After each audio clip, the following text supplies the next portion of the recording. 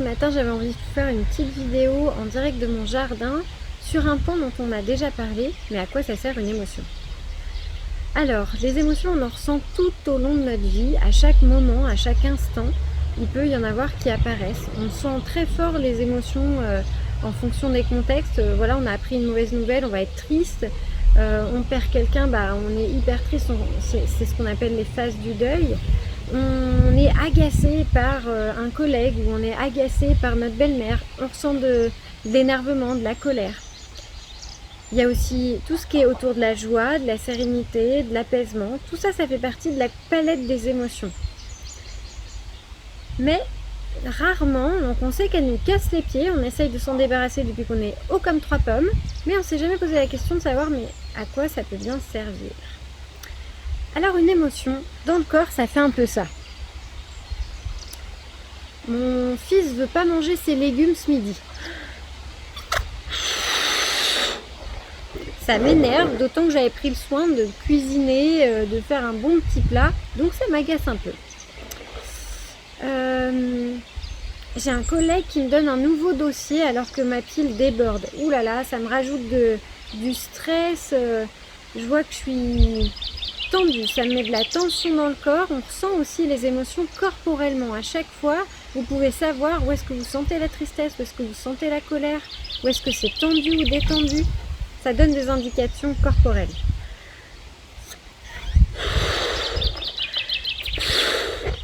Voilà. Là, avec ce dossier en plus, je sens que mes épaules se tendent, je suis stressée. Hop. Là, vous voyez que devant, j'ai déjà moins de place pour respirer. Et puis, il va y avoir... avec le confinement, je viens d'apprendre que mes vacances tombent à l'eau, la réservation a été annulée et on ne pourra pas partir cet été.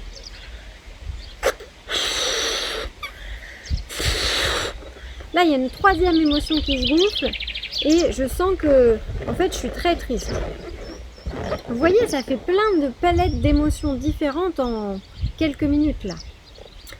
Et à un moment donné, comme ça se gonfle, j'ai plus de place pour respirer et surtout elles vont déborder. Elles vont exploser mes émotions. Mais pourquoi est-ce qu'elles explosent? Parce qu'une émotion, c'est un courant électrique qui est fait pour traverser le corps. Et comme chaque courant électrique, il amène une information au cerveau. C'est comme un petit bonhomme qui vient avec sa lettre pour donner un message. Donc il toque à la porte, il dit « Eh oh, il y a un truc à écouter là, eh oh !» Et tant qu'on n'a pas écouté ce message, il tambourine encore plus fort. Parce que vraiment, c'est important d'écouter ça.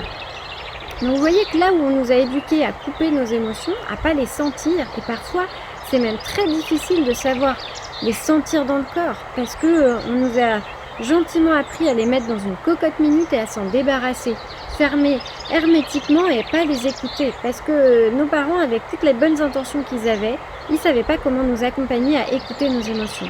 Aujourd'hui, grâce aux neurosciences, grâce aux travaux de Marshall, grâce à plein d'études qui ont été faites, on sait de mieux en mieux comment accueillir ces émotions.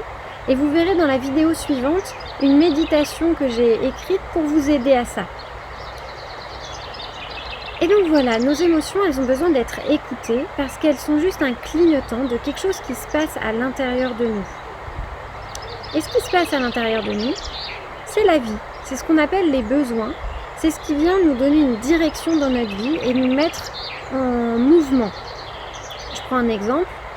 Je vois que je suis tendue parce que mon estomac fait des glouglous. Mon corps est en train de me dire que j'ai faim. Mon besoin, c'est de manger. Si j'ai pas écouté cet indicateur-là, je vais pas manger et à un moment donné, je vais me retrouver les 4 fers en l'air parce que j'aurai plus d'énergie dans le corps. Donc écouter ses besoins, c'est aussi bête que ça, c'est prendre en compte quelque chose qui est vivant à l'intérieur et qui a besoin de nourriture pour rester vivant. Alors je prends un autre exemple plus peut-être humain, plus émotionnel. Voilà, lorsque mon fils mange pas ses légumes. Je vous ai dit tout à l'heure, ça m'agaçait un petit peu. Bon, ça m'agace parce que j'ai besoin de préserver mon énergie. J'ai passé du temps à cuisiner, j'aimerais bien que ça serve à quelque chose. Mon besoin, c'est de préserver l'énergie. Mon besoin, ça va être aussi d'être rassuré sur le fait qu'il va grandir en pleine santé, donc prendre soin de sa santé, c'est le besoin. Et aussi d'être rassuré que ça aille dans le bon sens pour lui. Vous voyez que déjà sur cette situation toute simple, il y a 3 besoins qui viennent en jeu. Prenons une autre situation. Le collègue qui me rajoute des dossiers sur mon bureau.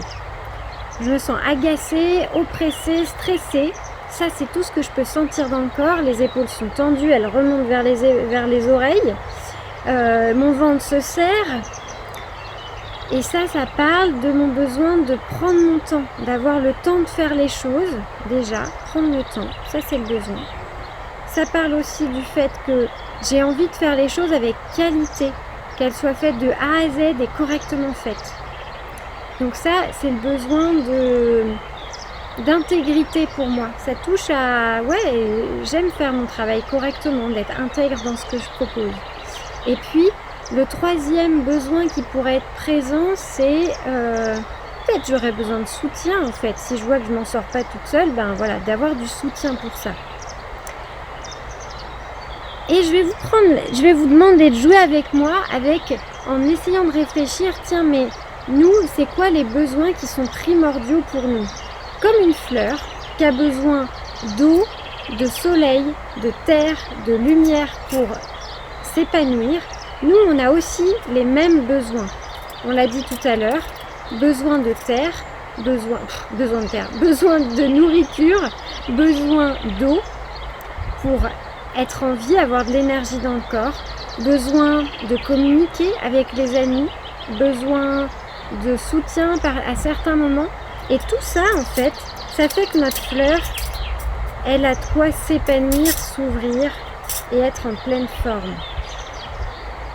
Nous sommes tous des belles fleurs, uniques et magnifiques. Alors autant prendre soin de nous en écoutant nos besoins. Et c'est ce qu'on apprend dans les formations en communication non violente. On apprend à la fois à prendre soin de nous et à le dire à l'autre pour que ça puisse être entendu, c'est-à-dire une fois qu'on a mis la clarté sur notre besoin et dire ah ben là je vois que j'ai besoin de temps pour moi, j'ai besoin de ressourcement, on va pouvoir faire une demande à l'autre ou une demande à soi-même pour en prendre soin. Si j'ai besoin de temps pour moi et de ressourcement, la manière dont je vais prendre soin de ce besoin, ça va être de poser une journée off dans mon agenda, de me dire samedi, j'emmène pas les enfants aux activités, je fais la grasse matinée, je prépare pas les repas, j'achète des plats tout faits. Vous voyez, tout ça, c'est autant de moyens pour prendre soin de mon besoin. C'est la première partie. La deuxième partie, en communication non violente, il y a quand même le mot communication, ça implique qu'il y ait quelqu'un d'autre. Et donc la deuxième partie, ça va être de prendre soin de l'autre également. Tiens, mais c'est quoi son besoin à lui quand il agit comme ça ou quand il parle comme ça? C'est tout ce qu'on va apprendre dans les formations. À la fois à accueillir l'émotion et à la fois à décrypter le besoin qui est derrière.